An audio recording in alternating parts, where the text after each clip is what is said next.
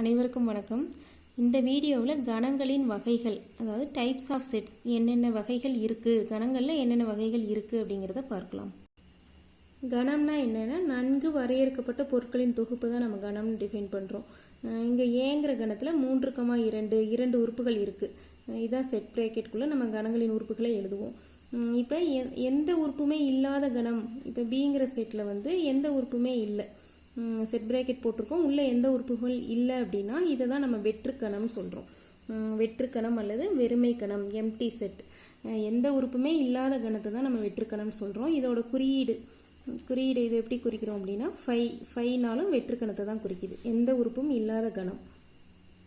கணங்களின் வகைகளில் வெற்றுக்கணம்னா என்னன்னு பார்த்துருக்கோம், அதாவது எந்த உறுப்புமே இல்லாத கணங்களை வெற்றுக்கணம்னு சொல்கிறோம். அடுத்து ஓருறுப்பு கணம். ஓருறுப்பு கணம்னா என்னன்னு பார்க்கலாம்.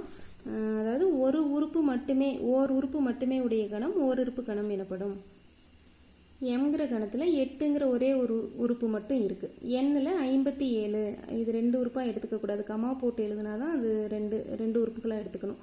இப்போ என்னங்கிற கணத்தில் 57ங்கிற ஒரே ஒரு உறுப்பு மட்டும் இருக்கு. எக்ஸுங்கிற கணத்தில் புதன் அங்கிற ஒரு உறுப்பு இருக்கு. அடுத்து இதில் என்ன கொடுத்துருக்காங்கன்னா, x such that 3 less than x less than 5 x belongs to என்.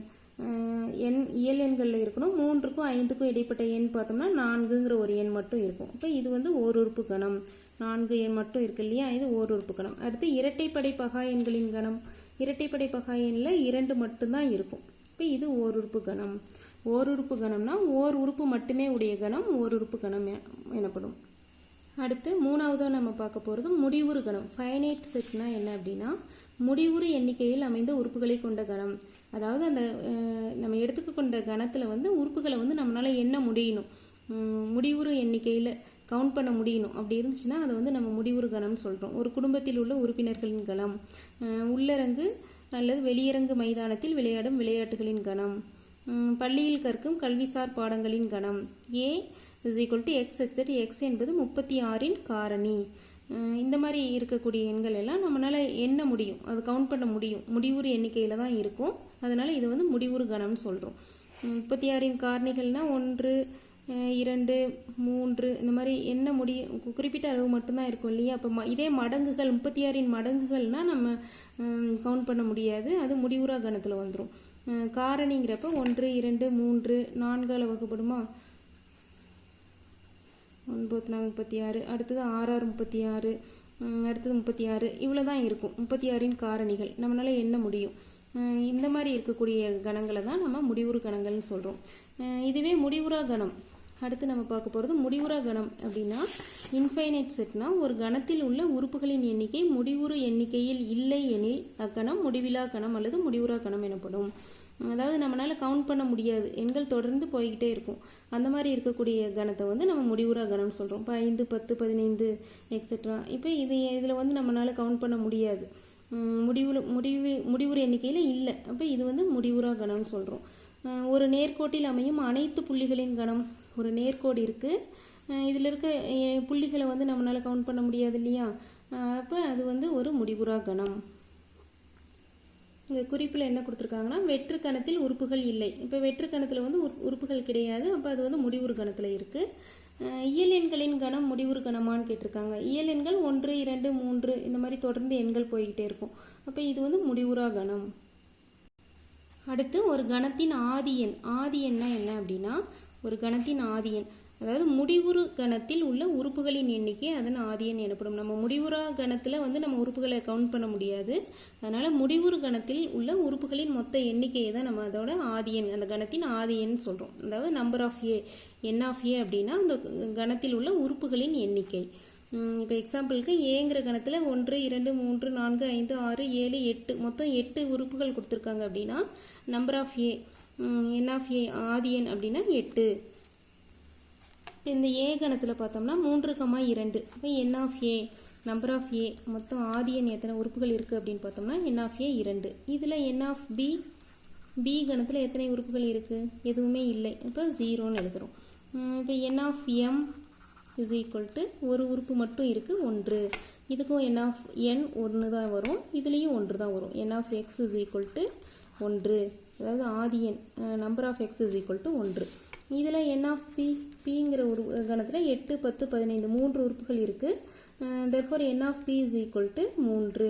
மொத்தம் எத்தனை உறுப்புகள் இருக்கோ அதுதான் அந்த கணத்தின் ஆதி எண் சொல்கிறோம். அடுத்து சமான கணங்கள் சமகணங்கள், இந்த ரெண்டுக்கும் உள்ள டிஃப்ரென்ஸை நல்லா தெளிவாக புரிஞ்சுக்கணும். ஃபஸ்ட்டு சமான கணங்கள் ஈக்குவலன்ட் செட்ஸ்னால் என்னன்னு பார்க்கலாம். இப்போ ஏங்கிற செட்டில் 3 5 8 3 உறுப்புகள் இருக்குது. பிங்கிற செட்டில் ஏபிசி 3 உறுப்புகள் இருக்குது. இப்போ n of A number of A வந்து என்னன்னு பார்த்தோம்னா 3 உறுப்புகள் இருக்குது, 3ன்னு எழுதுகிறோம். n of B is equal to அதே 3 உறுப்புகள் தான் இருக்குது. இந்த மாதிரி உறுப்புகளின் எண்ணிக்கை சமமாக இருந்துச்சுன்னா அந்த இரண்டு கணங்களை வந்து நம்ம சமான கணங்கள் ஏ இந்த மாதிரி குறியீடு சமான கணங்களுக்கு இந்த மாதிரி போட்டோம்னா சமான கணங்கள்னு அர்த்தம். அதாவது உறுப்புகளின் எண்ணிக்கை சமமாக இருந்துச்சுன்னா உறுப்புகள் சமமாக இருக்கணுங்கிற அவசியம் இல்லை. உறுப்புகளின் எண்ணிக்கை கணங்களின் ஆதி எண் சமமாக இருந்துச்சுனாலே அந்த இரண்டு கணங்களை வந்து நம்ம சமான கணங்கள்னு சொல்கிறோம். இப்போ ஏ பி என்ற இரு முடிவுறு கணங்களில் உள்ள உறுப்புகளின் எண்ணிக்கை சமம் எனில் அவை சமான கணங்கள் எனப்படும். அதாவது நம்பர் ஆஃப் ஏவும் நம்பர் ஆஃப் பியும் சமமாக இருக்கணும். இப்போ பிங்கிற செட்டில் இருக்கிற உறுப்புகளும் கியூங்கிற செட்டில் இருக்கிற உறுப்புகளும் எண்ணிக்கை சமமாக இருந்துச்சுன்னா இப்போ நம்பர் ஆஃப் பி வந்து 8ன்னு இருக்குது, நம்பர் ஆஃப் கியூ 8ன்னு இருந்துச்சுன்னா இந்த ரெண்டு பி கணமும் கியூ கணமும் ஈக்குவலன்ட் செட்டுன்னு சொல்கிறோம். அதாவது சமான கணங்கள் சொல்கிறோம். உறுப்புகளின் எண்ணிக்கை சமமாக இருந்துச்சுன்னா சமான கணங்கள். அதுவே சமகணங்கள் ஈக்குவல் செட்ஸ்னால் என்னென்னா இரு கணங்கள் ஒரே மாதிரியான உறுப்புகளை கொண்டிருந்தால் அவை சமகணங்கள் எனப்படும். இதுக்கும் உள்ள வித்தியாசம் இதுதான். உறுப்புகள் ஒரே மாதிரி இருக்கணுங்கிற அவசியம் இல்லை. எண்ணிக்கை சமமாக இருந்துச்சுன்னா அது சமான கணங்கள். இதில் வந்து சமகணங்கள்னால் ஒரே மாதிரியான உறுப்புகளை கொண்டிருந்தால் அவை சமகணங்கள் எனப்படும். இப்போ சமகணங்களில் எக்ஸ் ஒரு செட்டில் வந்து என்னென்ன உறுப்புகள் இருக்குன்னா 6 8 17 9 உறுப்புகள் இருக்குது. ஒய் செட்டில் 8 9 6 17 இதே உறுப்புகள் தான் இருக்குது, இடம் மாறி இருக்குது. இந்த மாதிரி இருந்துச்சுனாலும் இந்த இரு கணங்களை வந்து நம்ம என்னென்னு சொல்கிறோம்னா சமகணங்கள். X is equal to Y. சமகணங்கள்னால் உறுப்புகள் ஒன்றாக இருக்கணும். சமான கணங்கள்ங்கும் போது அதோட உறுப்புகளின் எண்ணிக்கை சமமாக இருந்துச்சுனாலே அது சமான கணங்கள்னு சொல்கிறோம். அது ரெண்டுக்கும் உள்ள வித்தியாசத்தை தெளிவாக புரிஞ்சுக்கணும். எக்ஸ் ஒய் இசட்டுன்னு ஒரு மூன்றாவது கணத்தில் 8 6 9 3 ஒரு உறுப்புகள் மட்டும் மாறி இருக்குது. இந்த மாதிரி இருக்குது. இப்போ ஒய்யும் இசட்டும் சமகணங்களா அப்படின்னா சமகணங்கள் இல்லை.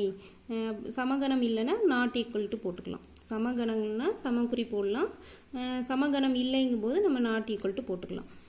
அடுத்து சமகணங்கள் அனைத்தும் சமான கணங்கள்னு சொல்லலாம். ஏன்னா இதில் இருக்கிற உறுப்புகள் எண்ணிக்கை இதில் சமமாக தான் இருக்கும். சமகணங்களில் இருக்கிற உறுப்புகளின் எண்ணிக்கை சமமாக தான் இருக்கும். அப்போ அனைத்து சமகணங்கள் அனைத்தும் சமான கணங்கள் ஆகும். ஆனால் சமான கணங்கள் அனைத்தும் சமகணங்கள் ஆகாது. இது வந்து சமகணங்களாக இருக்க முடியாது. சமகணங்கள் வந்து சமான கணங்களாக இருக்கலாம். ஏன்னா உறுப்புகளின் எண்ணிக்கை சமமாக இருக்கும் இல்லையா. இப்போ எக்ஸாம்பிளில் ஒரு கணக்கு கொடுத்துருக்காங்க. ஏங்கிற செட்டில் வந்து x such that x belongs to N 4 less than or equal to x less than or equal to 8. அதாவது எக்ஸு வந்து இயல் எண்களாக இருக்கணும். அது இருக்கக்கூடிய உறுப்புகள் வந்து 4ஐ விட பெரிய எண்களாகவும் 8ஐ விட சிறிய எண்களாகவும் இருக்கணும். 4ம் இருக்கும் 8ம் இருக்கும். இங்கே ஈக்குவல் டு இருந்துச்சுன்னா 4 வரும். இப்போ 4 5 6 7 8 இதுதான் ஏ கணத்தில் இருக்கக்கூடிய உறுப்புகள். பிங்கிற செட்டில் அதே 4 5 6 7 8 தான் கொடுத்துருக்காங்க. சம கணங்களா அப்படின்னு சொன்னோம்னா இதில் இருக்கக்கூடிய ஏ செட்டில் இருக்கிற உறுப்புகளும் பி செட்டில் இருக்கிற உறுப்புகளும் சமம் தான். அப்போ ஏபி என்ற இரு கணங்களும் சம கணங்கள் ஆகும். அடுத்து அனைத்து கணம்னா என்ன, யூனிவர்சல் செட்டுனா என்னன்னு பார்க்கலாம்.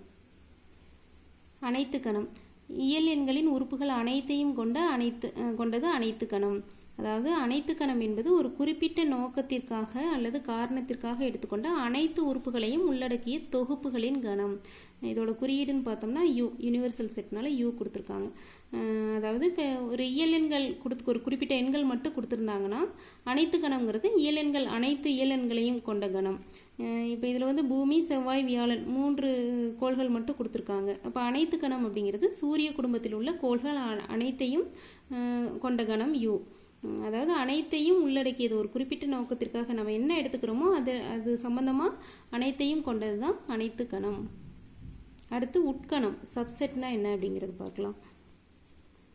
ஏபி என்பன இரு கணங்கள் என்க. கணம் ஏயில் உள்ள ஒவ்வொரு உறுப்பும் கணம் பியில் உள்ள ஓர் உறுப்பு எனில் ஏ என்பது பியின் ஓர் உட்கணம் ஆகும்.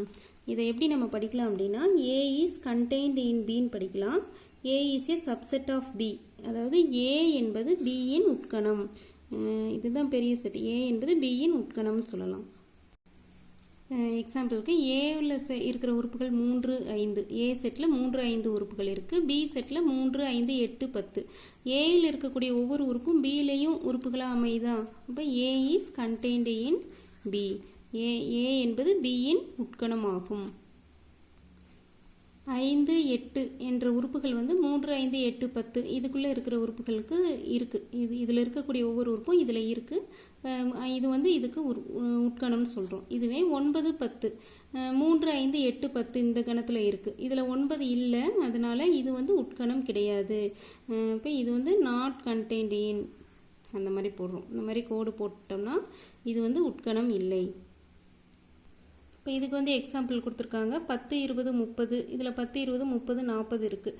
இப்போ இது வந்து உட்கணம்னு சொல்லலாம். இப்போ இதுக்கு இது உட்கணம். அடுத்து PQR. இதில் WXYZ கொடுத்துருக்காங்க. இதில் இருக்கிற உறுப்புகள் இதில் இல்லை. இப்போ இஸ் நாட் கண்டெய்ன்ட் இன்.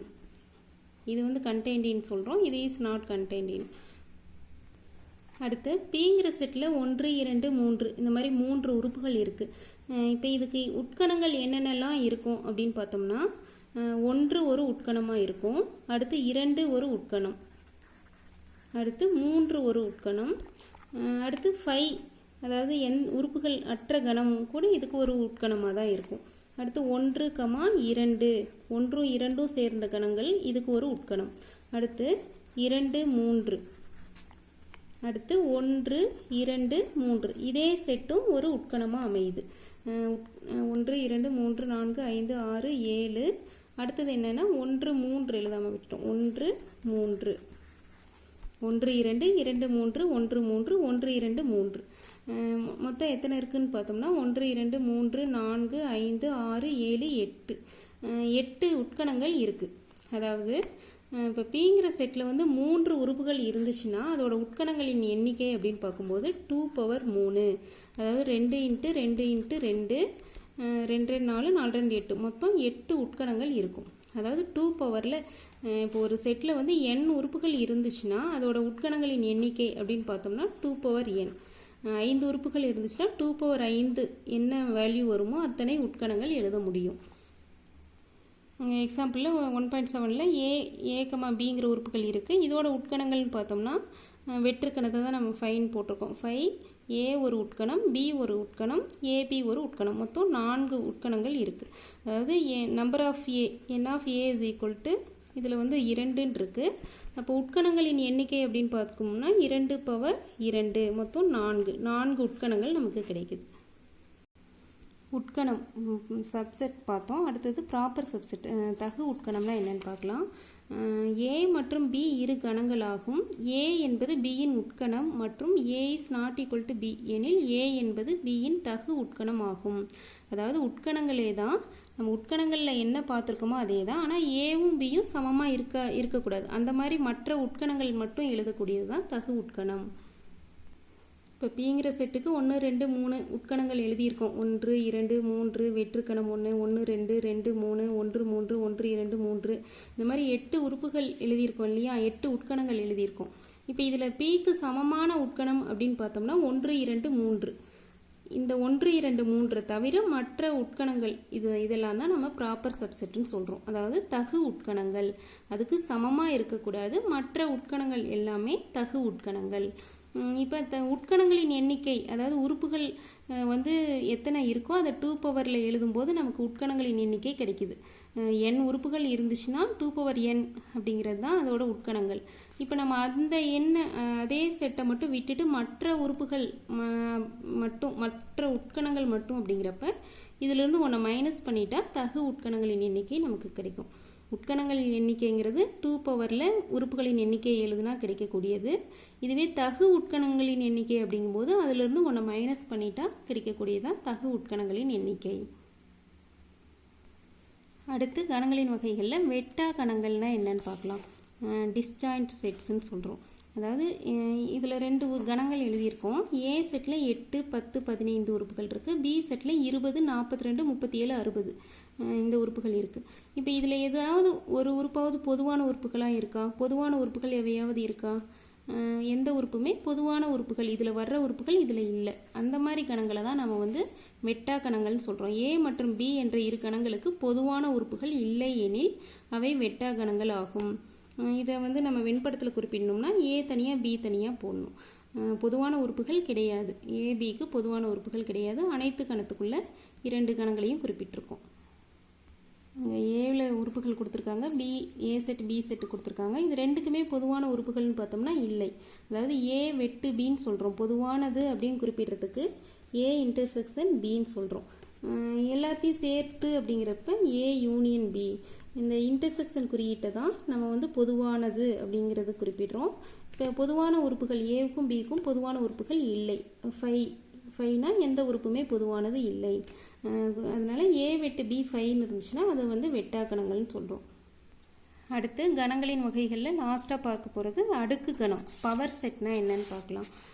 அனைத்து கணம் வேறு, அடுக்கு கணம் வேறு. இப்போ பவர் செட்டில் என்ன கொடுத்துருக்காங்கன்னா ஏ என்ற கணத்தின் அனைத்து உட்கணங்களையும் கொண்ட கணம் அக்கணத்தின் அடுக்கு கணம் எனப்படும். அதை வந்து நம்ம பவர் செட் பி ஆஃப் ஏன்னு சொல்கிறோம். பி ஆஃப் ஏ அப்படின்னா ஏவின் அனைத்து கணம். இப்போ பி செட்டில் இருக்கக்கூடிய அனைத்து கணம் அப்படின்னா பி ஆஃப் பி, இந்த மாதிரி எழுதுவோம். இப்போ எம்ங்கிற செட்டில் ஏ கமா பி 2 உறுப்புகள் இருக்குது.